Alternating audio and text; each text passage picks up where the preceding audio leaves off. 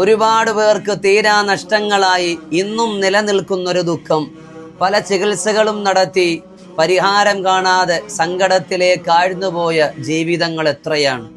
എന്താണ് ഞാൻ ഈ പറഞ്ഞു വരുന്നത്? അതെ, മക്കളില്ലായ്മ തന്നെയാണ്.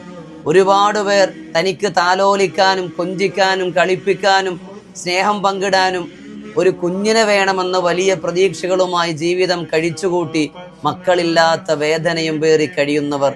വളരെ മനോഹരമായിട്ടുള്ളൊരു ഖുർആനിക സൂറത്തിന്റെ ആയത്തിനെ ഞാൻ നിങ്ങളെ പഠിപ്പിക്കാം. സൂറത്തുൽ അംബിയായിലെ 89ാമത്തെ ആയത്തിനെ 40 പ്രാവശ്യം ഭാര്യ ഭർത്താക്കന്മാർ പതിവാക്കുക.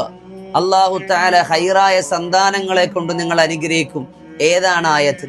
വസകരിയ ഇദ് നാദാ റബ്ബഹു റബ്ബി ലാ തദർനി ഫർദൻ വഅൻത ഖൈറുൽ വാരിസീൻ. രണ്ടാമത്തെ പരിഹാരം, ഭാര്യ ഭർത്താക്കന്മാർ തുടർച്ചയായി 7 ദിവസക്കാലം നോമ്പെടുക്കുകയും നോമ്പ് മുറിക്കാൻ സമയമാകുമ്പോൾ യാ മുസവ്വിർ യാ അല്ലാഹ് 21 പ്രാവശ്യം കാരക്കയിലോ വെള്ളത്തിലോ മന്ത്രിച്ച് അവർ നോമ്പ് തുറക്കുകയും ചെയ്യുക.